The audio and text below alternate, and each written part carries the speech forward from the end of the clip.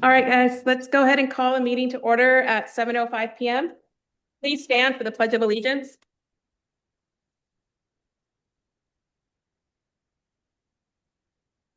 I pledge allegiance to the flag of the United States of America, to the republic for which it stands, one nation, under God, indivisible, with liberty and justice for all. All right, is there a motion to approve tonight's agenda? I move to approve the agenda as presented. Second. Wait, all right, all those in favor? Second. The first second. All those in favor? Aye. Aye. Aye. Motion passes. Moving on to presentations, proclamations, and visitors. We have. Do we do visitors first or do we do presentations first? Presentations. Presentations, okay. So we have. First is the Child Abuse Awareness and Prevention presentation to be presented by Liberty House staff. And take the dais. Community Action Agency here. That's as well. Thank you so much. Great. Well, we just wanted to make sure we came out to Aumsville, and we're here for the proclamation for Child Abuse Prevention Month. It's not just Liberty House. It's actually made up of many organizations, which I can't seem to pull up on my phone right now. But think of really every youth serving organization in Marion County. And I think we're all there. Boys and Girls Club, Family Building Blocks, Community Action Agency, the Y, the county too. It's been great this year. County staff have been involved in being a whole part of the process. So we just wanted to make sure we got out to all the communities because we all play a part in preventing child abuse. So we're glad you will accept our proclamation Yes, tonight. thank you. Thank And we're you. wearing blue tonight. Oh, yes, because thank Child Abuse Prevention Awareness Month is celebrated by blue, and you'll see blue ribbons. You also see blue pinwheels around the county. So thank you so much for recognizing the work that goes on with our first responders, our teachers, nurses and doctors, public servants, all to really work together to keep children safe across Marion County and especially in Aumsville. I think I would want to add, you mentioned the blue ribbons, and when you get into Salem, we've had to move the ribbons because the Capitol has been under construction for so long. But this year they will be at the Center for Hope and Safety, who is also a member of the committee. And on Friday, April 3rd, we're going to have a little car parade with the community members and all of us involved. And then Salem Electric is going to hang a blue ribbon you see in the proclamation that will represent the over 11,000 confirmed victims of child abuse in Oregon for 24. So those will all be on the tree in front of Center for Hope and Safety for the month of April. Thank you for understanding. Guys, Thank you for having us. Thank you. Thank you. And then we read the proclamation or? yeah, I'm gonna have staff read it because I don't have my reading glasses.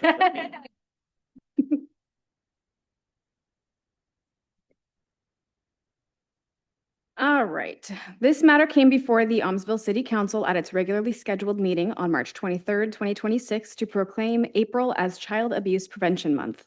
The City of Aumsville recognizes, whereas every child deserves to live in a safe, loving, and caring environment, and whereas in 2024, of all completed CPS assessments in Oregon, 8,242 were founded for abuse and involved 11,669 victims.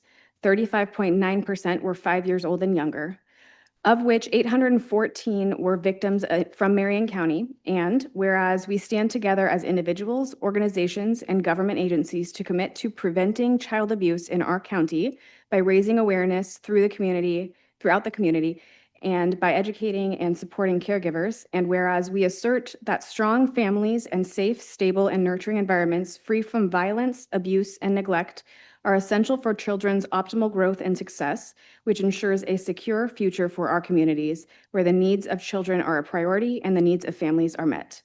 Now therefore, the Aumsville City Council asks everyone to commit to protecting our children and does hereby proclaim April 2026 as Child Abuse Prevention Month. Very good. And we'll go ahead and get that signed and then we'll get a copy back to you. Yes. All right, I signed it. One up there. Oh, you have. Grab a photo. We have our own Facebook page too, so. Good. Hide my Google. post it. Group.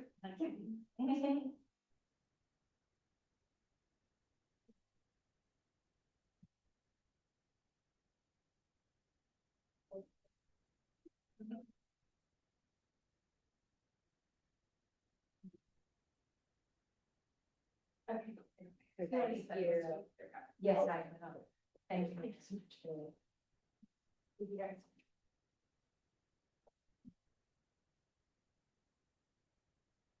Okay, so moving on to public comment. We have one visitor in Philly tonight. Yeah, when you get up here, just hand them to, and then Greg, and then we'll pass them out. We'll distribute those. Okay, Just bring them to us and we'll get them. okay. Every city's different. Yeah, thank you.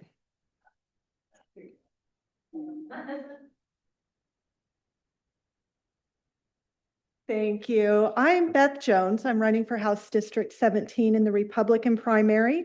So I wanted to come say hello and introduce myself.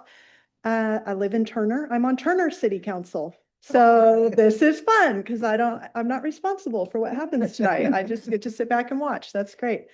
I live in Turner with my husband. He's been active duty Army for 16 years. So we are a military and veteran family. And we have 2 kids at Corbin University, which is also where I graduated. I also went to Willamette Law and I'm an attorney.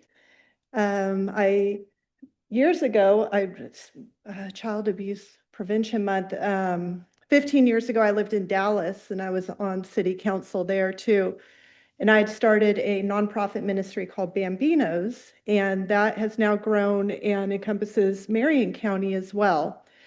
After I went to law school, I stepped down as in the role of director at Bambinos, but I did start a pro bono clinic for the women that we served at Bambinos. It's called Christian Legal Aid, and that is at my church in Salem, and that's a pro bono clinic once a month that we have. So serving families in poverty has always been very important to me because my family came from poverty. And it was because of my community that we were able to overcome it. So I always feel like that's important to give back. As an attorney, I spent 7 years in city and county defense for CIS. Hopefully none of you know what that is. We all know what it is. Getting sued is no fun. And I spent several years in that. The most well-known case I worked on for CIS was the Grants Pass case, the homeless class action. So we went to the US Supreme Court with that in 2024. After that case, I thought, what more could I possibly see or do as a civil litigator? And how do I use my legal skills to help my community? So I applied for a job in Virginia at the Christian Legal Aid National Headquarters, and I'm currently the director of that. So I had the experience starting my own little clinic in Salem, and now I get to manage the entire network of the country. And I am dedicated to increasing pro bono services for low-income people in our country. Also, I've spent some time suing the state because I think it's very important to hold our state accountable to our civil rights. I am a constitutional attorney and civil rights law is very important to me. So I am running to go protect our rights, to make sure bills are as constitutional as possible, not that they always care if they are or not. And just to help prevent unintended consequences, because sometimes it's just those practical things that get written into a bill. And if you haven't been on a city council or defended cities and counties, you don't understand how those little phrases may play out in the courts. And to me, that's really important.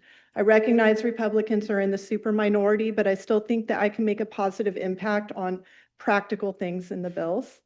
And I am very thankful to be endorsed by your current mayor and your prior mayor, Clevenger, as well. On the back of my handout, you'll see a lot of endorsements, and I got those because they know the work that I've been doing in the community for years, and I'm very proud of that. And I will not take any more of your time tonight, but if you'd like to meet, you've got my information on there. I'm happy to stop over here, and you're 8 minutes away from my house. We can get a coffee or some breakfast or lunch. So just let me know. And thank you all for your service here. I Thanks, Beth. appreciate it. Thank you. Thank you. Okay, moving on. Is there anyone online that has a comment? Any? So moving on to consent agenda. Is there a motion to approve tonight's consent agenda? I move to approve the consent agenda as presented. Second. All those in favor? Aye. Aye. Aye. The consent agenda is approved. Moving on to public hearings. We have no public hearings. We have no old business. New business, number 6. 6A, G3 Music on Main Special Event Permit Request. Ron will do the summary. Yeah, this is, as council knows, the last few years, a local business, G3, has hosted a street dance. And in the past, the city has partnered and sponsored a part of that as part of our Corn Festival celebration. We've changed it up a little bit this year. They're going to continue to host the street dance. And for closing the street, we just need council's approval for that. And that's part of what this special permit is for, that's coming to the council. If we weren't closing the street for that purpose, then we would just administratively approve this. But just because we have to do that, it does require council action under our ordinances. And so none of the terms have changed other than they're securing their own music and paying for that. And they've already secured somebody, as my understanding. So if you have any questions, I'm happy to answer. So the city's not gonna set up the tent or anything? Probably not. We haven't done that the last few years. And I would take those requests. We do some other things. We barricade the street. We get the permit for that closure because it touches Marion County's right of way. And since we're already getting a permit for the parade, we just extend it, that application. We just include that. And then we'll go move their garbage receptacles and stuff around with some of our equipment. So there will be things that we will do that are in kind. And, if we would look at a tent if there was a request, but typically it's a half a day for staff to set those up. And if there's not a need, the problem with it is there's really nowhere on the lot site or the street to put one up. And nobody will use it if it's in the lot adjacent, which is what our experience is. And that's why we haven't done one probably what it requires is a smaller tent, and they'd have to rent that. So.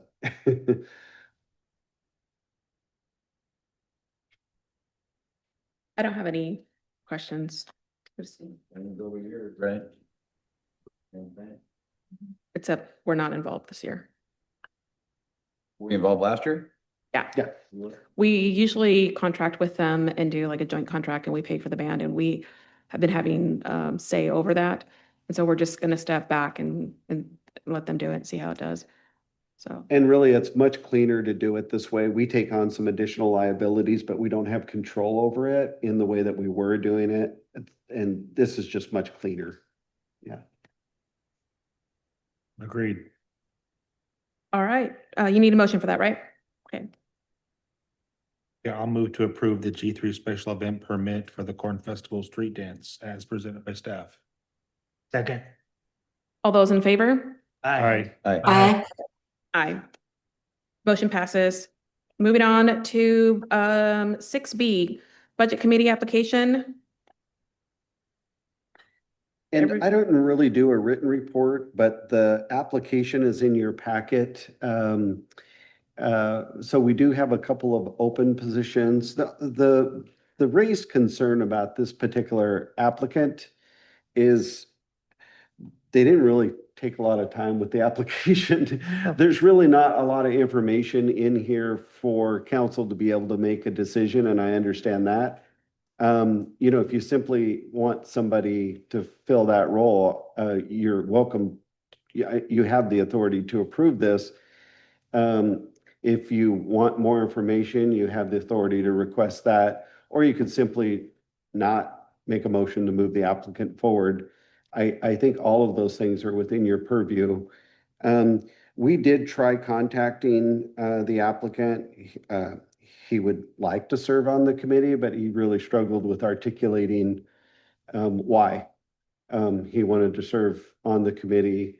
And I don't think, I mean, I don't think he has any agendas or anything like that. I think he just simply wants to serve, so. That was my concern, is that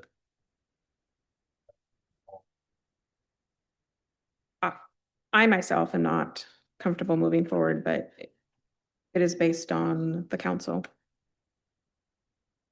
Not real comfortable either without meeting the person and having an opportunity to ask questions and things like we normally do.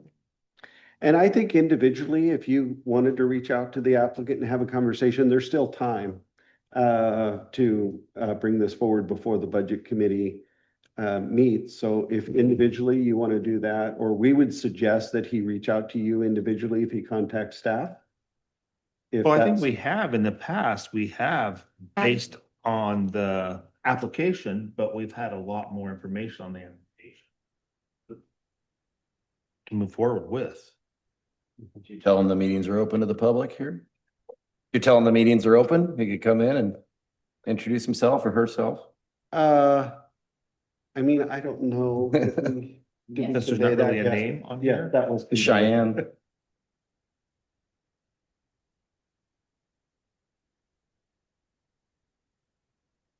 It's up to the budget committee normally, or it's up to council? Up to us. Council points. Council appoints that. You got three of us saying that we're not comfortable, so that leaves the other three or four. Scott online? Yes. I'm online. Simply how a council member would move this forward, it would be to make a motion to see if a motion was made. If a motion is made, then the next stage would be a second.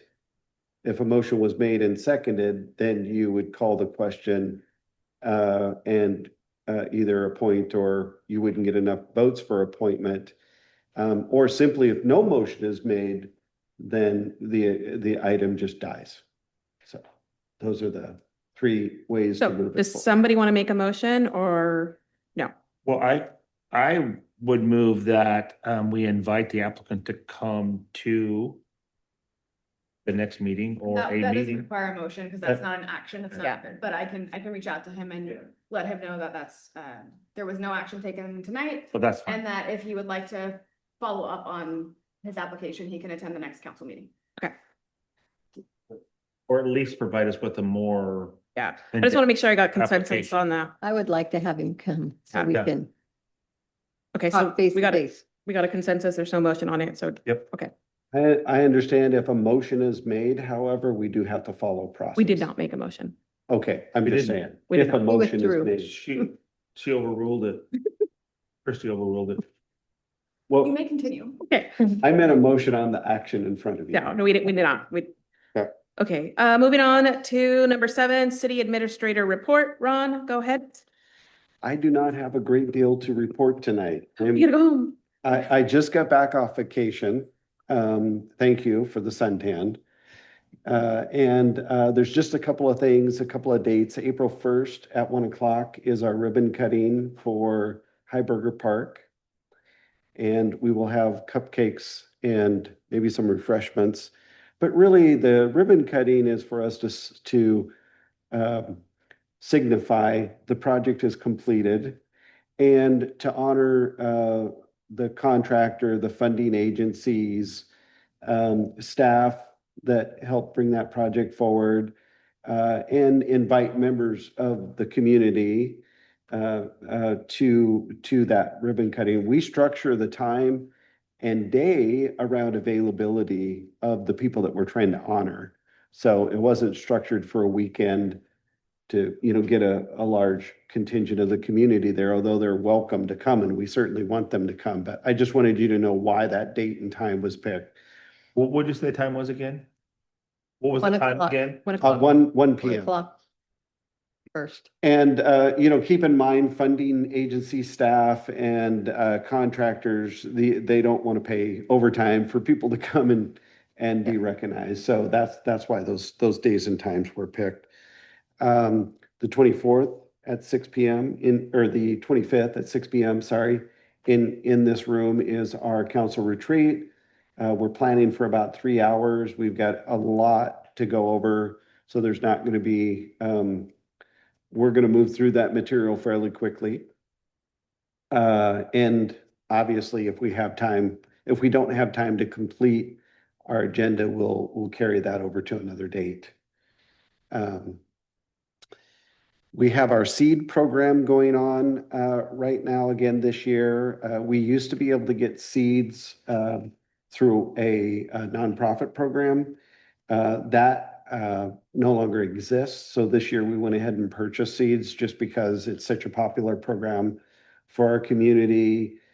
We do not have a community garden that the city sponsors. As council knows, that went away a few years ago. It just was very problematic to manage.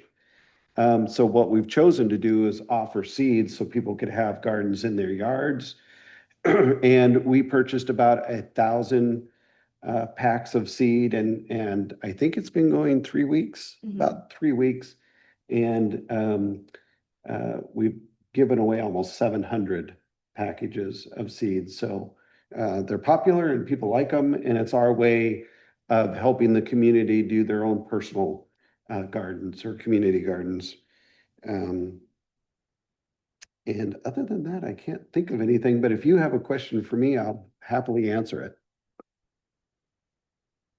No. Okay. Moving on to mayor and councilor reports. Does anyone have anything to report? I do.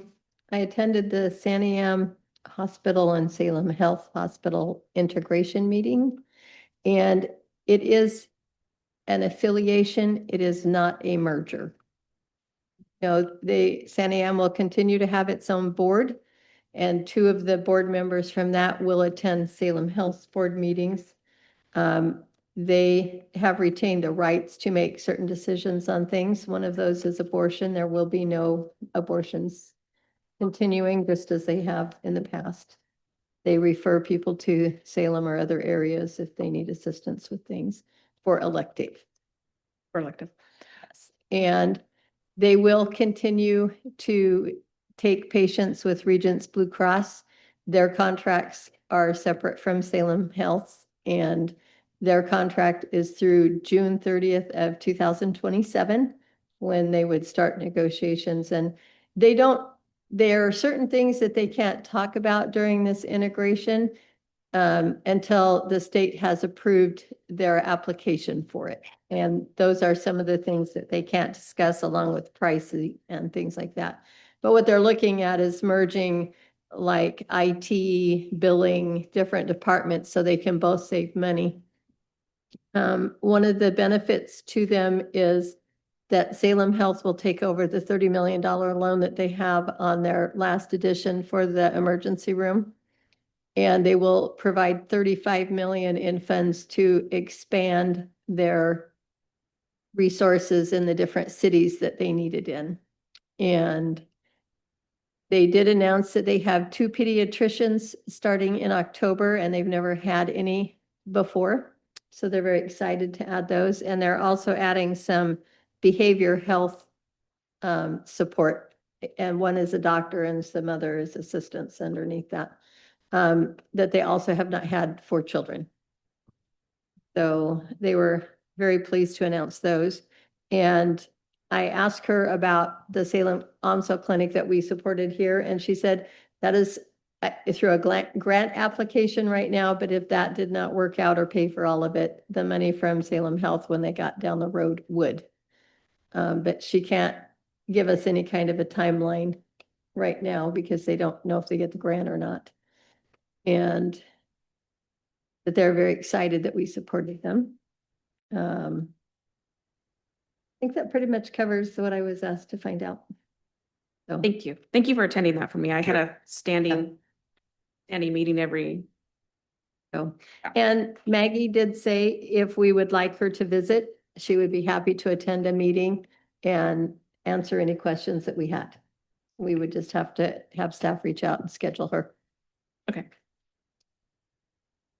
And she said if the community wanted to be invited to that meeting with her as well, that was fine. So, And they have a number of open house sessions that they're doing throughout the area. yeah. Yep. Well, they had the one there and the one in Salem and one in Mill City. Yeah. So. That's Thank you, Della. just saying, if it's something our community wanted, she's more than happy to come. All right. Anyone else have anything to report? No? Okay. Is there anything for good of the order? Correspondence, there is a letter from the Arbor Day Foundation included in the pack. I read it, so you guys can go ahead and go over that if you want. The Mayor Ron, Yeah. the Mayor Ron Harding. Yeah, I saw that. That was a misprint. Yeah. I know once you're mayor, you always keep that classification, maybe because you were a mayor. Thank you. Ron's like, I don't want to be mayor ever again. That's why he's down here as a city administrator. Okay, so there is no executive session, so we can go ahead and adjourn the meeting at 7:31 PM.